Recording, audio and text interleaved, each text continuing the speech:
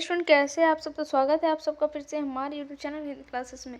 तो ये जो पेपर रहने वाला है मैथ का रहने वाला है आपका क्लास 9th के बच्चों के लिए, ठीक है। ये एक वायरल प्रश्न पत्र रहने वाला है जो कि आपके एग्जाम में डायरेक्टली ये क्वेश्चन दिख सकता है, ठीक है।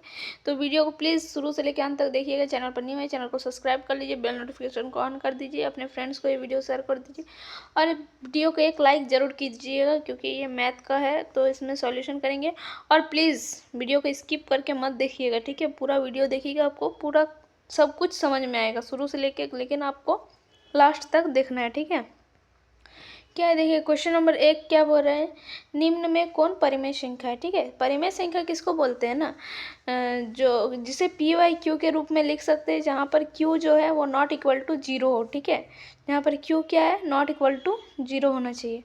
तो किसको हम लोग इसमें परिमेय संख्या, इनमें कौन बोल रहा है परिमेय संख्या है, तो इसका परिमेय संख्या क्या है। तो अब अगर इसको देखिएगा तो यहाँ से अगर ये √7 से इस √7 को काट देते हैं, ठीक है, तो बचा क्या 2/7, जो कि एक क्या है आपका परिमेय संख्या है, जिसको p/q के रूप में लिखे, जो q जो है नॉट इक्वल टू जीरो है ना। इस तरह से कर सकते हैं। शून्य क्या है, तो शून्य एक परिमेय संख्या है। शून्य एक परिमेय संख्या, शून्य मतलब नीचे कुछ नहीं है तो 1 है, 0/1। हम क्या बोले, q not equal to zero होना चाहिए। ये p एंड ये अगर q है, जहाँ पर क्या बोले जो q होगा वो नॉट इक्वल टू जीरो होना चाहिए। तो यहाँ q 0 हो रहा है, नहीं हो रहा है, तो ये परिमेय संख्या है, ठीक है। फिर 0.3 बार है और उसका बराबर कितना है, तो 1/3 है, कितना है 1/3, ठीक है। क्या बोल रहे हैं, 1/2 का परिमीकरण है। इसका अगर परिमीकरण करिएगा तो क्या होगा, देखिए ये नीचे √2 है तो ऊपर नीचे दोनों को √2 से इंटू कर देंगे, तो ऊपर क्या हो जाएगा √2 और √2 क्या हो जाएगा 2। तो कौन सा ऑप्शन, ऑप्शन नंबर 2 जो है करेक्ट हो जाएगा। नेक्स्ट क्या बोल रहा है, 36 का पावर क्या है आपका, हाफ, ठीक है। हाफ मतलब इसका रूट कर दीजिए, इसका 36 का रूट करने जाइएगा तो क्या हो जाएगा, 36 किसका रूट है, 36 जो है √36 किसका है, तो 6 का है, ठीक है। क्योंकि और ये जब आप रूट को हटाइएगा ना, अगर इस रूट को हटाइएगा तो इधर आपका स्क्वायर हो जाएगा। ये रूट को जैसे ही आप हटाइएगा तो 36 स्क्वायर है किसका, 6 का, ठीक है। तो इस तरह से इसको कर सकते हैं। तो इसका कौन सा हो जाएगा करेक्ट आंसर 6। अगर समझ में नहीं आएगा तो आपको ज़रूर कमेंट में बताना। फिर वही आपका है, अब 84 का रूट बोल रहा है, तो 60 जो 4 है आपका किसका रूट है, 8 का स्क्वायर है 64, ठीक है। तो रूट ये जो है 64 वो 8 का हो जाएगा, ठीक है, 8 का। तो ऑप्शन नंबर 4 जो है करेक्ट हो जाएगा।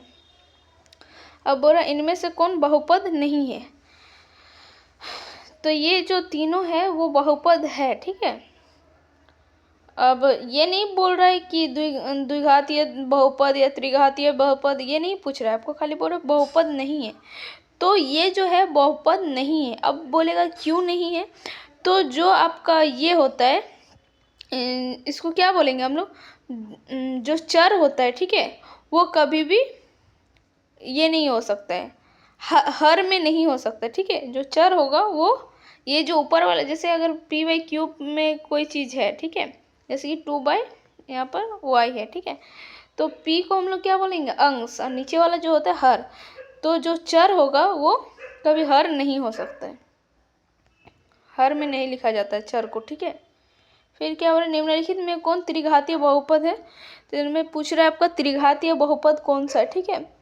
तो जिसका पावर में 3 है, x के पावर में, जिसके चर के पावर में 3 है, वो त्रिघातीय बहुपद, ऑप्शन नंबर 4 करेक्ट हो जाएगा। आपको बोल रहा है बहुपद इतना में x² का गुणांक है, x² किसके साथ गुणा में है, तो कुछ नहीं है इसके आगे, तो क्या है 1 है, ऑप्शन नंबर बी जो है करेक्ट हो जाएगा 2। अब बोल रहा है px इक्वल टू 2x + 1 का शून्यांक है। देखिए px जो है वो 2x + 1, अब बोल रहा है कि शून्यांक है, ये शून्य कब हो जाएगा, ठीक है। तो वैल्यू आप सोचिए ना, क्या ऐसे रखे एक्स की जगह पे कि ये 0 हो जाए, ठीक है। तो आप एक बार रख के देखिए, अगर हम इसकी जगह 1/2 रखते हैं, मतलब एक्स की जगह हम क्या रख रहे हैं, p, और एक्स की जगह रख रहे हैं 1/2। अगर 1/2 रख रहे हैं तो 1/2 से 1/2 क्या है, लेकिन 1 प्लस 1 मतलब 2 हो जा रहा है, जो कि नहीं, 0 नहीं हो रहा है। फिर हम इसको साथ देंगे। अब पी एक्स की जगह हम क्या रखेंगे, -1/2। अब देखते हैं इसको सॉल्यूशन करके। अब हम रखेंगे एक्स की जगह पर -1/2। जब -1/2 रखते +1, 2 से 2 गया, -1 + 1 0 हो गया। तो अब वही बोल रहा है, इतना का शून्यांक कितना है, तो -1/2 है, ठीक है। नेक्स्ट क्वेश्चन, इसको क्या बोल रहा है, इतना से इतना को भाग देने पर शेषफल प्राप्त होगा। शेषफल निकालने बोल रहे, कितना बचेगा, ठीक है। चलिए इसको भाग दे के देखते हैं।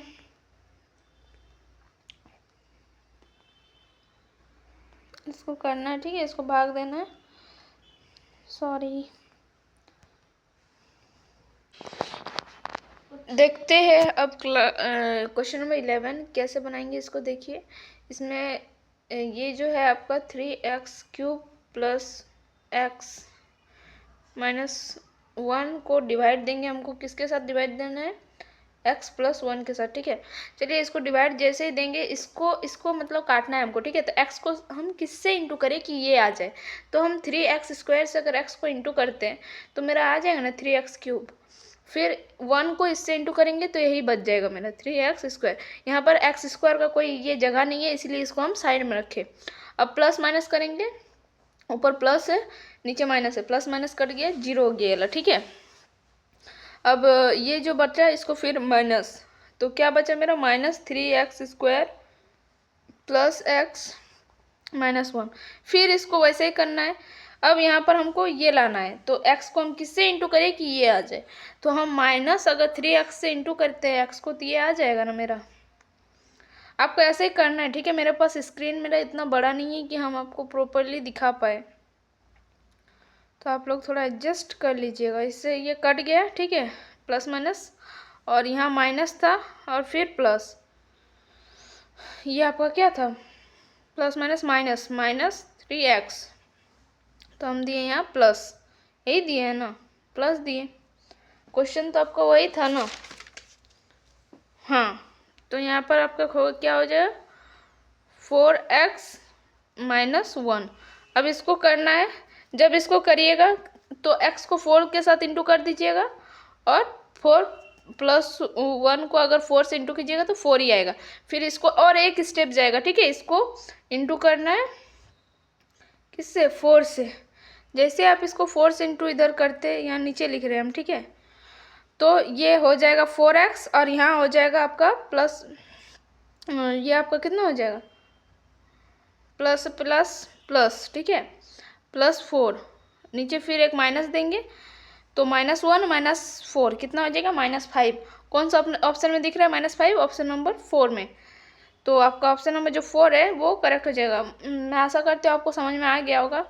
जहाँ तक हो सके समझाने का प्रयास किए हम, ठीक है। फिर क्या बोल रहा है, इनमें से कौन दो चर वाला रैखिक समीकरण है। बोल रहा है इनमें से कौन सा है, दो चर वाला रैखिक समीकरण। दो चर मतलब x y, मतलब कोई भी दो चर होना चाहिए। तो ये वाला तो एक चर वाला है, तो ये भी एक चर, ये भी एक चर। दो चर वाला यहाँ है, देखिए, एक x है, दूसरा y है। तो दो चर वाला रैखिक समीकरण कौन सा है, ऑप्शन नंबर 4 जो आपका करेक्ट है। फिर क्या बोल रहा है, x - y = 2 है, तो हल कीजिए, और x और y का मान आपको करना है। तो आप डायरेक्टली इसको पुट करके भी देख सकते हैं बारी बारी से।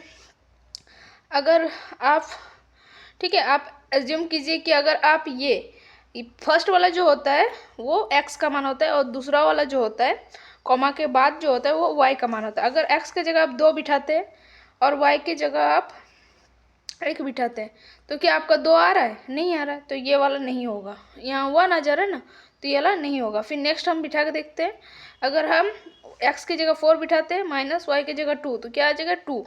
वही तो हमको लाना है ना, x - y = 2 आना चाहिए। तो अगर हम x की जगह 4 रखेंगे और y की जगह मेरा 2 रहेगा, तो मेरा इसको माइनस करेंगे तो 2 आ जाएगा। तो इसका कौन सा आंसर करेक्ट हो जाएगा? ऑप्शन नंबर बी आ रहा है एग्जैक्ट। ठीक है, नेक्स्ट क्वेश्चन देखते हैं। दो चर वाले रैखिक समीकरण के हल होते हैं। तो दो चर वाले जो रैखिक समीकरण होते हैं उनके अनंत हल होते हैं। कितने हल होते हैं? अनंत। ठीक है, कोई लिमिट नहीं है उसका। ठीक है, फिर क्या बोले, बिंदु जो है एक है -3 एंड -5 किस चतुर्थांश में स्थित है? ठीक है, ये जो कौन सा क्वाड्रेंट में स्थित है आपको ये पूछ रहा है। ठीक है, फर्स्ट, सेकंड, थर्ड या फोर्थ। तो जब दोनों ही माइनस होगा तो वो थर्ड क्वाड्रेंट में स्थित होगा। ठीक है, थर्ड चतुर्थांश। अब देखिए, एक आपका क्वेश्चन दिया है, क्या दिया है? बिंदु सी को निर्देशांक है, बिंदु सी का निर्देशांक है क्या? अब देखिए, ये है आपका एक्स एक्सिस, ये आपका वाई एक्सिस। ठीक है, एक्स एक्सिस अगर इधर जाता है तो ये आपका सारा ही पॉजिटिव होगा। क्या होगा? पॉजिटिव पॉजिटिव पॉजिटिव, इन्फिनिटी तक जाएगा। इधर इधर आपका ये उतना ही जाएगा लेकिन माइनस में, ये भी इन्फिनिटी तक ही जाएगा लेकिन किधर? माइनस में जाएगा। ठीक है, समझ में आ गया? ऐसे ही वाई भी, वाई अगर ऊपर की तरह जा रहा है तो पॉजिटिव, अगर वाई नीचे की तरफ आ रहा है तो नेगेटिव। अब सोचिएगा कि ये मुझे क्यों बताना पड़ा, क्योंकि आपको दिखाना है हमको। ठीक है, ये वाई एक्सिस है जो कि -2 है, तो वाई क्या है? -2, और एक्स हम क्या बोले, इधर क्या होगा? ये -2 आपका नहीं है, ये आपका 2 है, ना कि -2। ऐसा आप सोचिएगा कि ये -2 है तो इधर ऊपर जा रहा है तो 1 2 3 4 5 आ रहा है, नीचे आ रहा है तो माइनस में आ रहा है। ठीक उसी तरह से इधर माइनस में, इधर प्लस में लिखा तो हुआ है, आपको देख के पता हो जाए। तो आपको सी बोल रहा है कौन सा पॉइंट होगा। तो इधर से एक्स का वैल्यू क्या है? -5 है, क्योंकि एक्स में ये -5 के पास रुका है और वाई में ये 2, तो -5, 2 कौन सा ऑप्शन में दिख रहा है? ऑप्शन नंबर ए में। आपका ए जो हो जाएगा करेक्ट आंसर हो जाएगा। फिर बोल रहे 105 का संपूरक कोण है। संपूरक कोण का फॉर्मूला होता है आपका 180 - x। तो x की जगह आपको क्या रखना है? 105। अगर आप 180 में 105 घटा देते हैं तो आपके पास क्या बचता है? 75। ठीक है, तो 75 डिग्री हो जाएगा। ठीक है, ऑप्शन नंबर 4 जो है आपका करेक्ट आंसर हो जाएगा। नेक्स्ट क्वेश्चन की ओर बढ़ते हैं। यदि दो कोणों का योग 90 डिग्री हो तो उस कोण को कहते हैं, अगर दो कोणों का योग 90 डिग्री हो तो उसको हम लोग क्या कोण बोलेंगे? उसको हम लोग बोलते हैं पूरक कोण। ठीक है, और संपूरक कोण, अगर दो कोणों का योग 180 डिग्री हो तो उसको हम लोग संपूरक बोलेंगे। ये सब चीज़ें आपको याद रखना है। ठीक है, फिर क्या बोल रहा है? और अगर कोई कोण 90 डिग्री है तब तो वो समकोण है, आपको पता ही होगा। ठीक है, फिर क्या हो रहा है? आकृति में ए ओ बी एक सरल रेखा है, एक्स का मान होगा, क्या होगा? चलिए देखते हैं। एक आपको एक आपका इस तरह से स्ट्रक्चर दिया हुआ है। ठीक है, अब क्या बोल रहे हैं? ए ओ बी एक लाइन है। ठीक है, सरल रेखा है जिसपे सी इस तरह से है। तो आपको पता होना चाहिए कि ये पूरा जो होगा वो 180 होगा। ये अगर पूरा 180 है तो ये अगर 82 है तो आप इसको नहीं निकाल सकते हैं। तो कैसे निकालेंगे आप इसको? कौन? ए ओ सी को हम जानेंगे, क्या जानते हैं हम? ये जो होगा वो 180 होगा, तो 180 माइनस कर देंगे हम किसको? 82 को, तब मेरा ये कोण निकल जाएगा ना। समझ में आया बात को हम क्या बोलना चाह रहे हैं? ठीक है, अगर देखिए ये पूरा जब हम बोल रहे 180 है तो मेरा ये अगर दे दिया है तो हम इसको नहीं निकाल सकते। 180 को माइनस करेंगे 82 डिग्री से तो निकल जाएगा आराम से। तो इसको माइनस कीजिए, 180 - 82। अगर आप इसको माइनस करते हैं तो कितना आता है आपका? 98। ऑप्शन नंबर ए जो है आपका करेक्ट आंसर हो जाएगा। नेक्स्ट क्वेश्चन की ओर बढ़ते हैं। आकृति में x का मान होगा, आकृति में x का मान क्या होगा? अब हम जानते हैं त्रिभुज के तीनों कोणों का योग 180 डिग्री होता है। ठीक है, पता होगा आपको क्या क्या है। अगर मान लीजिए ये तीनों कोणों का मान मेरा 180 डिग्री आपको होगा। अब a का मान मेरा कितना? x का जगह हम मान लिए बैठा दिए 20, इसका जगह बिठा दिए हम 80, तो मेरा z कितना होगा? हम वो नहीं निकाल सकते। इसको ऐड करके z इधर उधर करके हम निकाल सकते हैं। इधर आपका हो गया 100।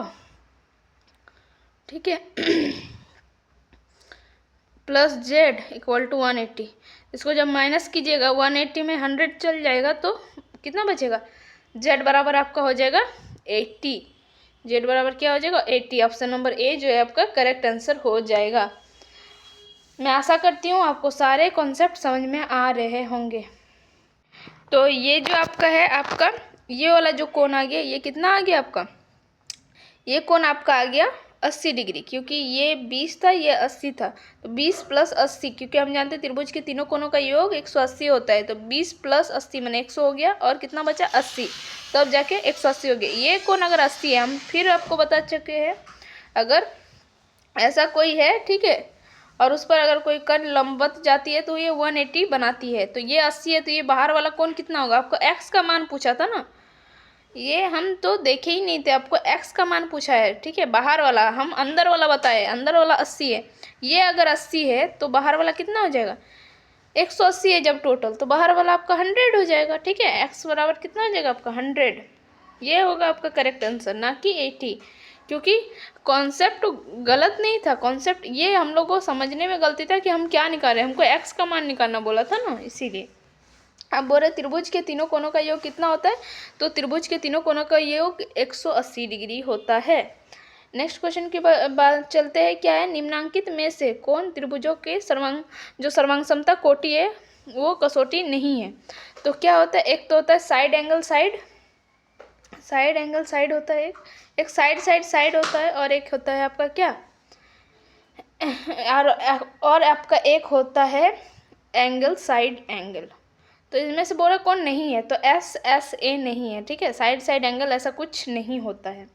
अब क्या बोल रहा है, यदि कोण जो A है वो इक्वल है कोण P के, अगर कोण B जो है इक्वल है कोण Q के, और AB जो है बराबर है AP के, तो ABC जो होगा वो सर्वांगसम होगा किसका, कोण PQR के, ठीक है, त्रिभुज ABC जो त्रिभुज होगा वो सर्वांगसम होगा, क्योंकि दो हम ये क्या हो रहा है, दो साइड को बता रहा है और एक आपका क्या बता रहा है, दो एंगल को बता रहा है और एक साइड को बता रहा है, ठीक है, तो ये आपको इस रूल को फॉलो कर रहा है, तो ये फिर सर्वांगसम होगा, जो आपका त्रिभुज ABC है वो सर्वांगसम होगा त्रिभुज PQR से, इस कसौटी से, कौन से, ये वाला सेकंड वाला जो आपका आंसर आया अभी, ठीक है, आंसर जो सेकंड में है ना, ये इसका, ये इससे ये रूल फॉलो हो रहा है, और ये बोल रहा है कसौटी नहीं है सर्वांगसम, तो ये नहीं है, ये कभी नहीं होता है, ठीक है।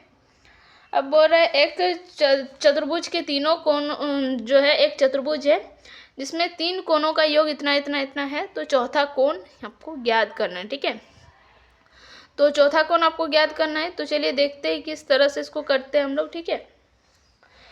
तो जैसा कि आपको क्वेश्चन ये देखिए किस तरह से होता है ये हम जानते हैं कि चतुर्भुज के चारों कोणों का योग कितना होता है, 360 होता है, कितना होता है 360, तो 360 में इसको माइनस कीजिए, इसको तीनों को जोड़ लीजिए, और जो बचेगा वही आपका क्या हो जाएगा, चौथा क्वाड्रेंट, ठीक है, चौथा जो कोण होगा वो होगा, तो इसको अगर आप जोड़ते हैं तो कितना होता है 110 प्लस, इसको ब्रैकेट में भरते हैं 150, ठीक है, इसको अगर जोड़ते हैं तो 260 आता है। अब 360 में 260 माइनस करेंगे तो कितना बचेगा 100, तो 100 जो चौथा कोण होगा कितना होगा 100 डिग्री, ऑप्शन नंबर ए जो है करेक्ट आंसर हो जाएगा। नेक्स्ट क्वेश्चन देखते हैं, एक समांतर चतुर्भुज ABCD में अगर कोण D जो है वो कितना है 135 डिग्री हो, तो कोण B का मान क्या होगा, तो कोण B जो होगा आपका कितना हो जाएगा आपका इसका हो जाएगा, तो कोण D जितना है वो भी कोण B भी उतना ही होगा, ठीक है, क्योंकि ये एक समांतर चतुर्भुज है, ठीक है, इस तरह से आप देख सकते हैं। समांतर चतुर्भुज के विकर्ण परस्पर होते हैं, क्या होते हैं, बराबर होते हैं, समांतर होते हैं, लंब होते हैं, या इनमें से कोई नहीं होता है, तो एक दूसरे से लंब होते हैं, ठीक है। क्या बोल रहे हैं, एक ही आधार और एक ही समांतर रेखा के बीच स्थित समांतर चतुर्भुज क्षेत्रफल में होता है बराबर, बड़ा या छोटा या आधा, इनमें सभी, तो इसका कौन सा हो जाएगा बराबर होगा, ठीक है। अगर एक ही आधार हो और एक ही समांतर रेखा के बीच जो दो समांतर चतुर्भुज एक ही आधार है और एक ही समांतर रेखाओं के बीच स्थित समांतर जो चतुर्भुज का जो क्षेत्रफल होगा वो बराबर होगा, ठीक है। अब बोला एक समांतर चतुर्भुज का विकर्ण दे दिया है, ठीक है, इतना और इतना, तो उसका क्षेत्रफल ज्ञात करना है। तो आप इसको प्लीज़ निकाल लीजिएगा। मैं इतना तो आप लोग से एक्सपेक्ट कर ही सकती हूँ कि आप लोगों को पता होगा, ठीक है। तो ये कितना हो जाएगा, option number A 35 centimetre square. फिर क्या बोल रहे हैं, अब देखते हैं क्वेश्चन नंबर 9, और थोड़ा जल्दी जल्दी पढ़ाने का कोशिश करेंगे क्योंकि वीडियो बहुत ज़्यादा लॉन्ग हो जाता है। क्या बोल रहे, एक चक्रीय चतुर्भुज में कोण ए और कोण सी बराबर कितना होगा। अगर चक्रीय चतुर्भुज है तो कोण ए और कोण सी बराबर होता है 180 डिग्री, ठीक है। अब क्या बोल रहे क्वेश्चन नंबर 30 देखिए, वृत्त की सबसे बड़ी जीवा, वृत्त का क्या होता है, तो वृत्त का जो व्यास होता है, बीच वाला जो होता है, ठीक है, वो सबसे बड़ी होती है, ठीक है। वृत्त का सबसे बड़ी जीवा क्या होता है, उसका व्यास। क्या बोल रहे हैं, पटरी और प्रकार के सहायता से निम्नलिखित कोण की रचना संभव है। कितना डिग्री कोण जो है रचना संभव है पटरी और प्रकार से, तो कौन सा हो जाएगा इसका 40 डिग्री, ठीक है। ये पॉइंट वाला बहुत ज़्यादा डिफिकल्ट होगा उससे निकालने में। हीरोन का सूत्र क्या होता है, हीरोन का सूत्र होता है √S, S माइनस ए, S माइनस बी और S माइनस सी। तो इसका कौन सा दिख रहा है, कौन सा ऑप्शन में, ऑप्शन नंबर सी में, ठीक है। अब बोल रहे हैं एक त्रिभुज की भुजाएं इतना इतना इतना है, तो त्रिभुज का परिमाप, त्रिभुज का परिमाप क्या होगा, ये तीनों भुजाओं को आप जोड़ दीजिए, वही होगा त्रिभुज का परिमाप, ठीक है। 122 प्लस 120 प्लस 22, तो इसको अगर आप जोड़ने जाइएगा तो कितना हो जाएगा 262, तो 260, सॉरी ये आपका 24 हो जाएगा 264, क्योंकि यहाँ भी 2 है यहाँ भी 2 है ना। तो इसका कौन सा हो जाएगा ऑप्शन, ऑप्शन नंबर सी में दिख रहा है इतना मीटर। अब देखते हैं क्या है, एक समबाहु त्रिभुज का परिमाप दे दिया है, तो उसकी भुजा की लंबाई ज्ञात कीजिए।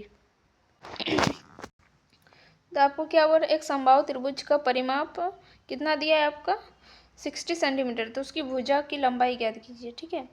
तो अगर ये, तो समबाहु त्रिभुज का परिमाप क्या होता है 3a बराबर है आपका अगर 60 सेंटीमीटर, तो a निकलना, a ही आपका भुजा है, ठीक है।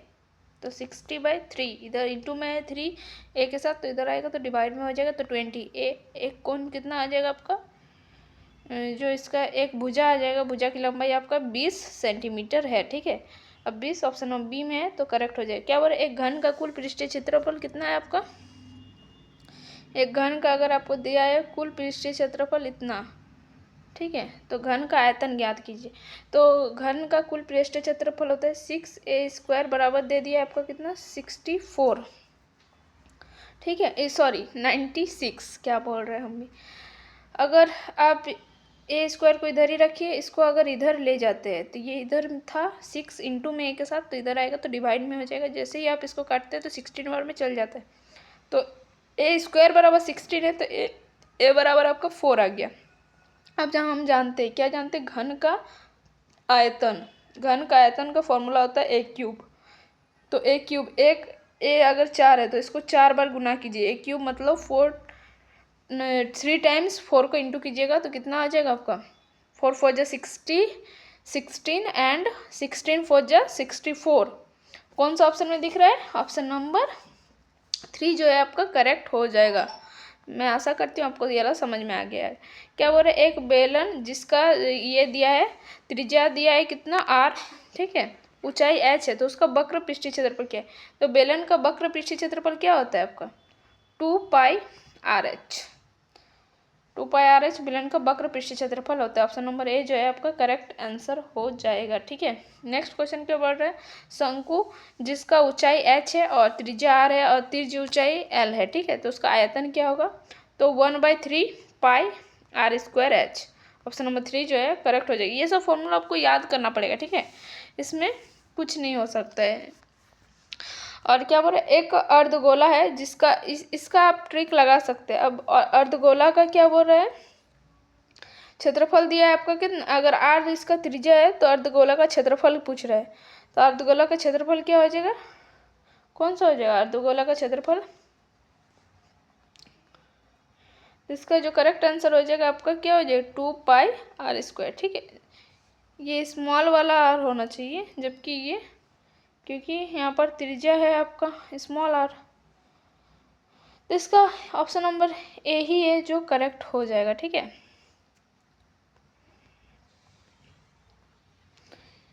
और फिर अब देखते हैं हम, अगर क्या बोल रहे वर्ग अंतराल इतना और इतना का उच्च सीमा कितना है जो ज़्यादा है, उच्च सीमा अधिकतम सीमा आपका है 25, निम्न सीमा कितना आ गया 10, तो आपको उच्च सीमा पूछ रहे हैं तो 25 हो जाएगा।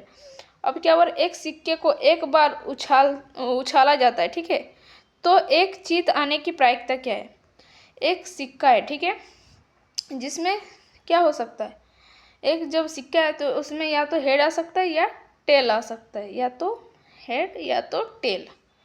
तो बोल रहा है एक बार अगर उछालेंगे तो उसकी क्या प्रायिकता है कि वो क्या आएगा, चित ही आए, तो 1/2 प्रायिकता होगा। इसका क्या प्रायिकता होगा 1/2। टोटल जो आपका ये है क्या है 2 है, और आने की संभावना कितना है 1, तो 1/2 हो जाएगा। तो ये आपका ऑप्शन नंबर ए जो है करेक्ट। बस तो आज के लिए इतना ही, फिर मिलते हैं नेक्स्ट वीडियो में, तब तक के लिए बाय बाय, टेक केयर, जय हिंद, वंदे मातरम, स्वस्थ रहिए, पढ़ते रहिए। हाँ, और वीडियो कैसा लगा प्लीज़ कमेंट में बताइएगा। तो बस चलते हैं, अभी के लिए इतना ही।